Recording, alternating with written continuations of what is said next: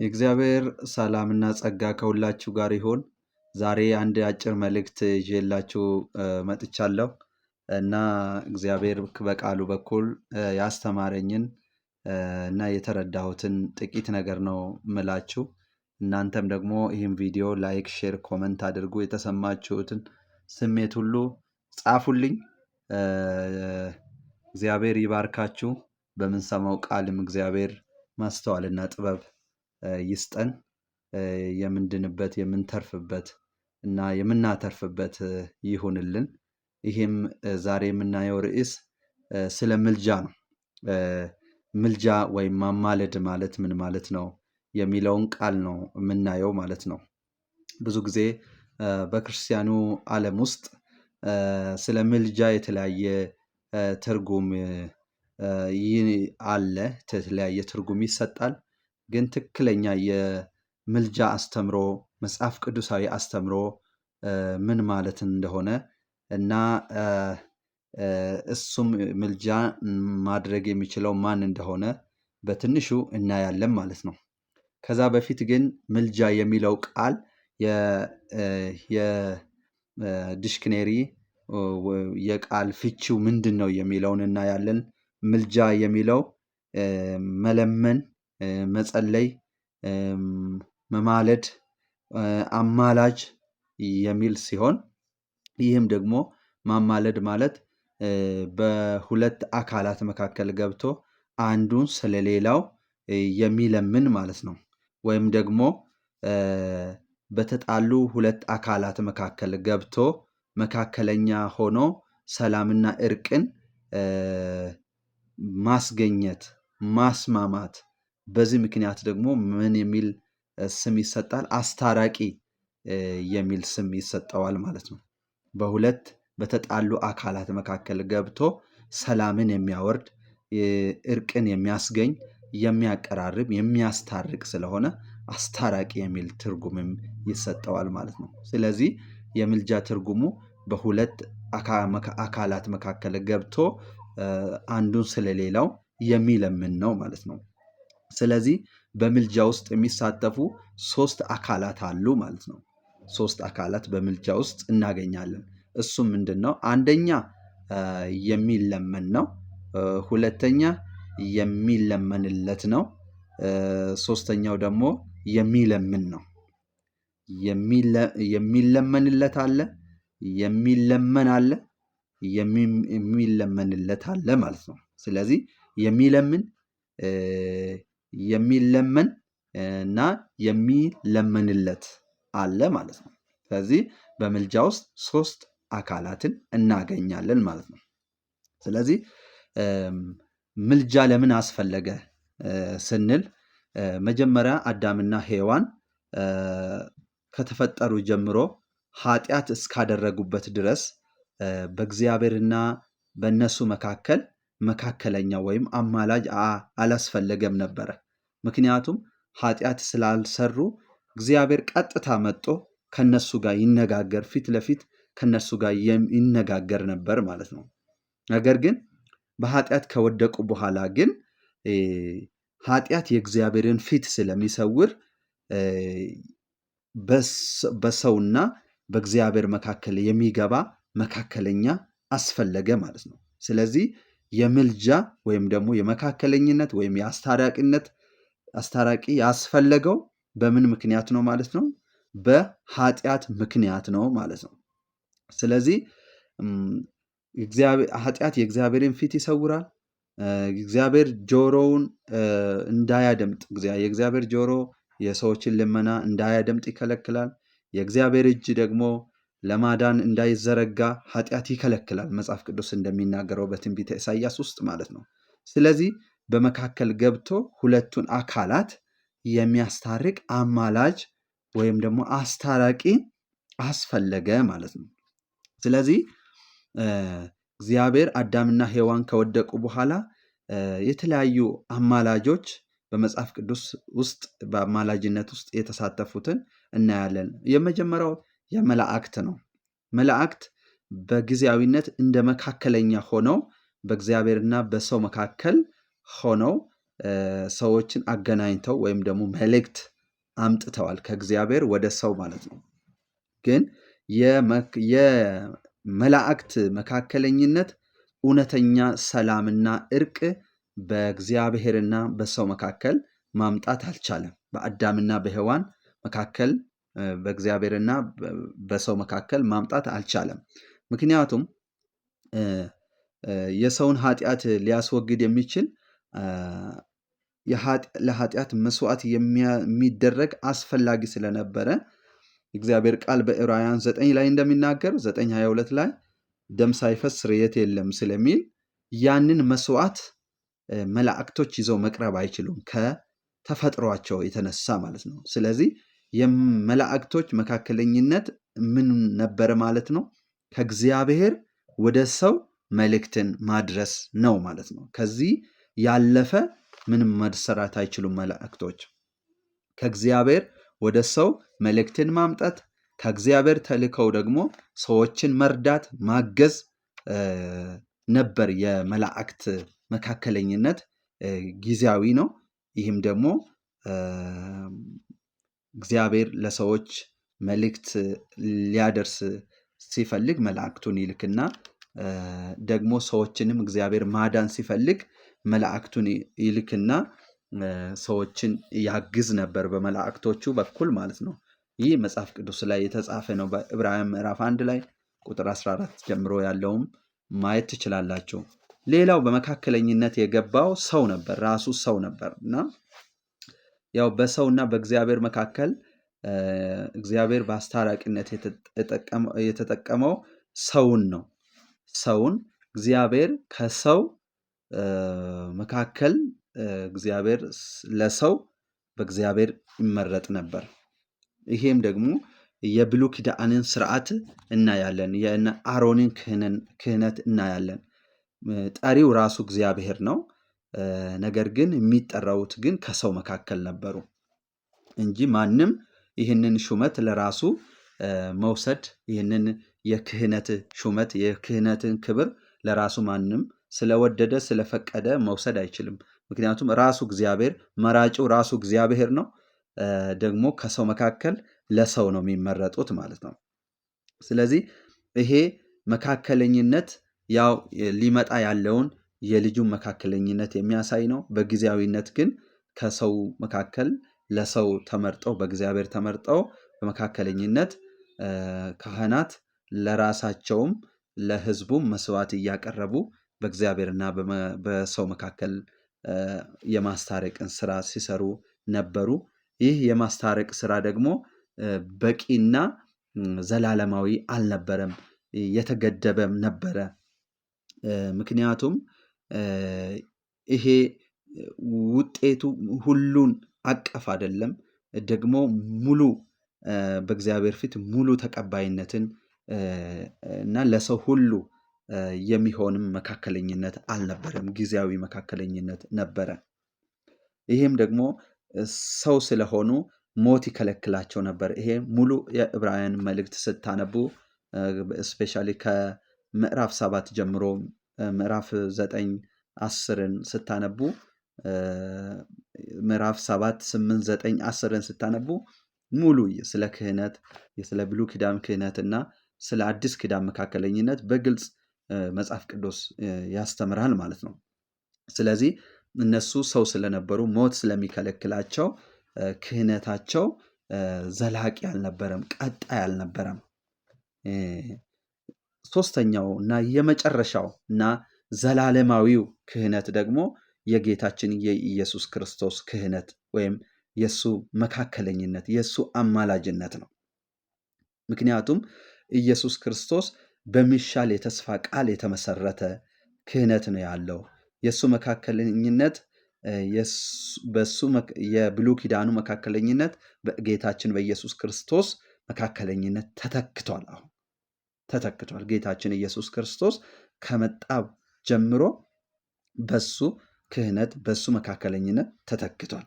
ምክንያቱም በብሉይ ኪዳን በሞት ስለሚከለከሉ ሰዎች ስለሆኑ ስለሚሞቱ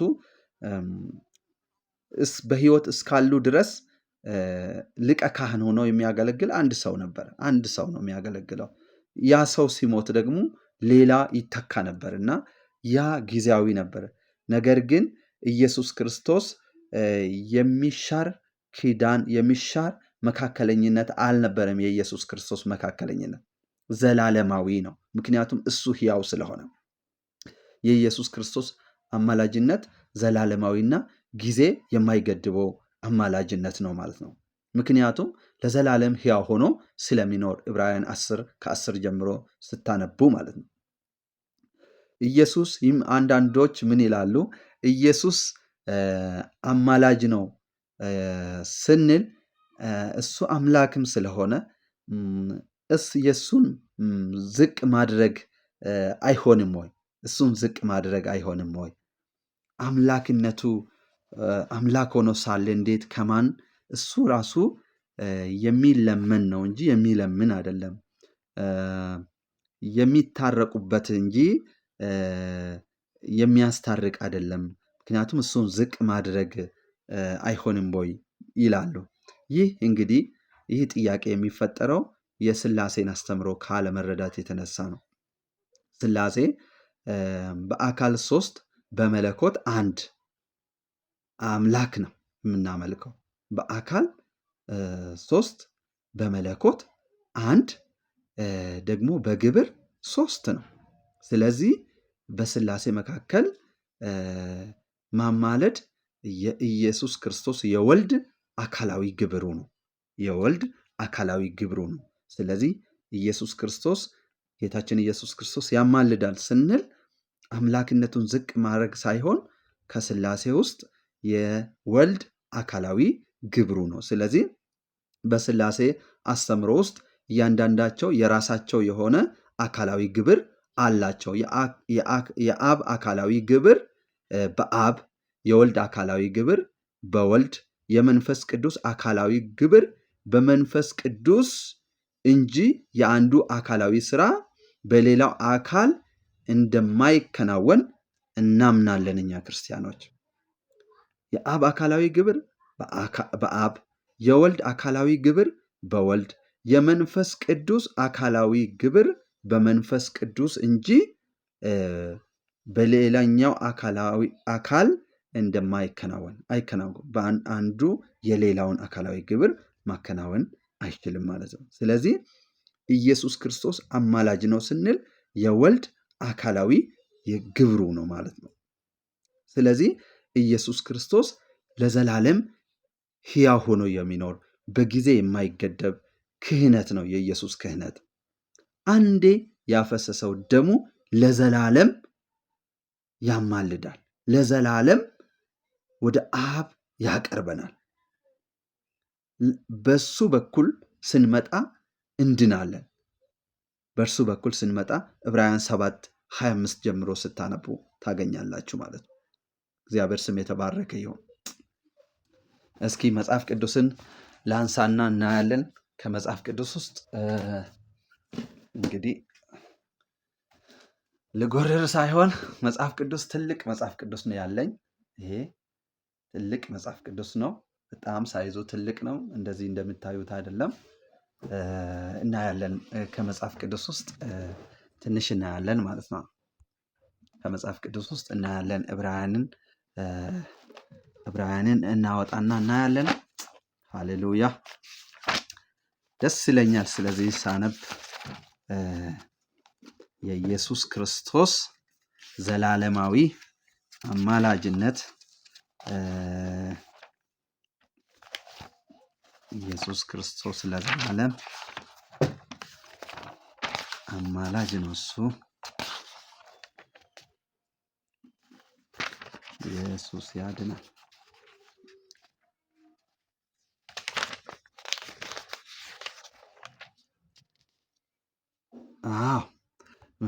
ምዕራፍ 7 ከ25 ጀምሮ ያለውን እናያለን። እነርሱ ይቅርታ፣ ምዕራፍ 7 ከ23 ጀምሮ ያለውን አነብላቸዋለሁ። ዕብራውያን መልእክት ላይ እነርሱም እንዳይኖሩ ማለት የብሉይ ኪዳን ካህናትን ነው። እነርሱ እንዳይኖሩ የሚለው የብሉይ ኪዳን ካህናትን ነው። እነሱ እንዳይኖሩ ሞት ስለከለከላቸው ካህናት የሆኑ ብዙ ናቸው። እርሱ ግን ማን? ጌታችን ኢየሱስ ክርስቶስ ግን ይላል። ሃሌሉያ! ለዘላለም የሚኖር ስለሆነ ኢየሱስ ክርስቶስ ለዘላለም የሚኖር ስለሆነ የማይለወጥ ክህነት አለው። አያችሁ፣ ግልጽ ነው። የእግዚአብሔር ቃል ውስብስብ አይደለም። የኢየሱስ ክህነት የማይለወጥ የማይሻር ክህነት ነው። የኢየሱስ ክህነት ማለት ነው። እሱ የማይለወጥ ክህነት አለው። ስለ እነርሱ ሊያማልድ ዘወትር በሕይወት ይኖራልና፣ ስለዚህ ደግሞ በእርሱ ወደ እግዚአብሔር የሚመጡትን ፈጽሞ ሊያድናቸው ይችላል። በማን ነው ወደ እግዚአብሔር የምንቀርበው? በጌታ በኢየሱስ ክርስቶስ በኩል። እግዚአብሔር ስም ይባረክ። ስለዚህ የኢየሱስ ክርስቶስ ምልጃ የማይሻር በጊዜ የማይገደብ ክህነቱ የማይለወጥ ለዘላለም የሚሆን ለምን? ኢየሱስ ክርስቶስ የኢየሱስ ክርስቶስ ዕብራውያን 10:10 ላይ ደግሞ እንደዚህ ይላል፣ በዚህም ፈቃድ የኢየሱስ ክርስቶስን ሥጋ አንድ ጊዜ ፈጽሞ በማቅረብ ተቀድሰናል ይላል። ሊቀ ካህናትም ሁሉ ዕለት ዕለት እያገለገለ ኃጢአትን ሊያስወግዱ ከቶ የማይችሉትን እነዚያን መስዋዕቶች ብዙ ጊዜ እያቀረበ ቆመዋል። እርሱ ግን ማን? ኢየሱስ ክርስቶስ ግን ስለ ኃጢአት አንድን መስዋዕት ራሱን ማለት ነው አንድን መስዋዕት ለዘላለም አቅርቦ በእግዚአብሔር ቀኝ ተቀመጠ ይላል። በእግዚአብሔር ቀኝ ተቀመጠ፣ ጠላቶቹንም የእግሩ መረገጫ እስኪደረጉ ድረስ ወደፊት ይጠብቃል። አንድ ጊዜ በማቅረብ የሚቀደሱትን የዘላለም ፍጹማን አድርጓቸዋልና ይላል። ስለዚህ አንድን መስዋዕት ለዘላለም ነው ያቀረበው። ኢየሱስ ክርስቶስ ያማልዳል። ኢየሱስ ክርስቶስ መካከለኛ ነው፣ አስታራቂ ነው ስንል አንዴ ያቀረበው ለዘላለም ነው ያቀረበው። አንዴ ራሱን መስዋዕት አድርጎ በጎልጎልታ ቀራንዮ ላይ ራሱን መስዋዕት ያደረገው አንዴ ነው። እርሱ ስራው ግን ለዘላለም የሚቀጥል ነው። በእርሱ አምነው የሚመጡትን ያድናቸዋል። እግዚአብሔር ስም ይባረክ። ከዚህ የበለጠ ምን ማስረጃ ያስፈልጋል? ስለዚህ ኢየሱስ ክርስቶስ ያማልዳል፣ ኢየሱስ ክርስቶስ አማላጅ ነው ስንል እሱን ዝቅ ማድረግ አይደለም። ይሄን በጣም በግልጽነት ተረዱ። የኢየሱስ ክርስቶስ አካላዊ ግብሩ ነው። ኢየሱስ ክርስቶስ ራሱን ዕለት ዕለት ይሰቅላል፣ ራሱን ዕለት ዕለት መስዋዕት ያደርጋል ማለት ሳይሆን አንዴ ራሱን መስዋዕት ያደረገው ለዘላለም ነው። ስለዚህ ወደ እርሱ ስንመጣ ይቀድሰናል። የልጁ የኢየሱስ ክርስቶስ ደም ከኃጢአት ሁሉ ያነጻናል አይልም? የዮሐንስ መልእክት 1 ዮሐንስ 1:7 ላይ። ስለዚህ ታምኖ ወደ እርሱ መቅረብ ነው። ደሙ የፈሰሰው ደሙ ሕያው ነው፣ የሚሻር አይደለም። ዕለት ዕለት ማቅረብ አያስፈልግም። እንደ ብሉይ ኪዳን አያረጅም። የኢየሱስ ክህነት የዘላለም ነው፣ የማይለወጥ ነው። ስለዚህ ኢየሱስ ክርስቶስ የዘላለም አማላጅ ነው።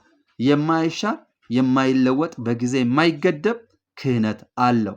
ስለዚህ ኢየሱስ ክርስቶስ እውነተኛ አማላጅ ኢየሱስ ክርስቶስ ብቻ ነው። ወደ እግዚአብሔር መቅረብ የምንችለው ድነትን ማግኘት የምንችለው የዘላለምን ሕይወትን ማግኘት የምንችለው በጌታ በኢየሱስ ክርስቶስ በኩል ብቻ ነው ብቻ ነው። እግዚአብሔር ስም ይባላል። ወገኖቼ ሌላ ነገር ለመናገር አይደለም፣ ወይም ደግሞ እንደዚህ ለመከራከርም አይደለም። እውነተኛው እግዚአብሔር ቃል ይሄን ስለሚናገር ነው። ኢየሱስ ክርስቶስ ለዘላለም አማላጅ ነው፣ አስታራቂ ነው። በሱ መቅረብ በሱ ደም የኃጢአት ስርየት አለ። ዛሬም ጌታ ሆይ ስለ እኔ እንደተሰቀልክ፣ ስለ እኔ እንደሞትክ፣ ከሞት ደግሞ በሦስተኛው ቀን እንደተነሳ፣ እንዳረክ፣ ዳግም እንደምትመጣ አምናለሁ። በአንተ በኩል ብቻ ድነት እንደሚገኝ፣ ዘላለም ሕይወት እንደሚገኝ አምናለሁ። ኃጢአቴን በደሌን ይቅር በለኝ፣ በልጅ በኢየሱስ ክርስቶስ ደም አንጻኝ፣ አንተን ብቻ አመልክሃለሁ ብላችሁ ራሳችሁን ስጡ ለጌታ። ያኔ መዳን ይሆንላቸዋል። ያኔ የዘላለም ሕይወት ይሆንላቸዋል። ያኔ እግዚአብሔር በመንፈሱ ያትማቸዋል። ስለዚህ ቤዛነት ያለው መዳን ያለው በጌታ በኢየሱስ ክርስቶስ ብቻ። እግዚአብሔር ስም ይባረክ። አስተያየታችሁን ደግሞ በኮመንት ላይ ጻፉ። የፈለጋችሁን አስተማሪ የምትሉት አይ ተሳስተዋል፣ ይሄ እንደዚህ ነው፣ እኔ የተረዳሁት እንደዚህ ነው የምትሉት ካለ ጻፉ። አስተያየታችሁን እቀበላለሁ። እግዚአብሔር ይባርካችሁ። ተባረኩ። ሻሎም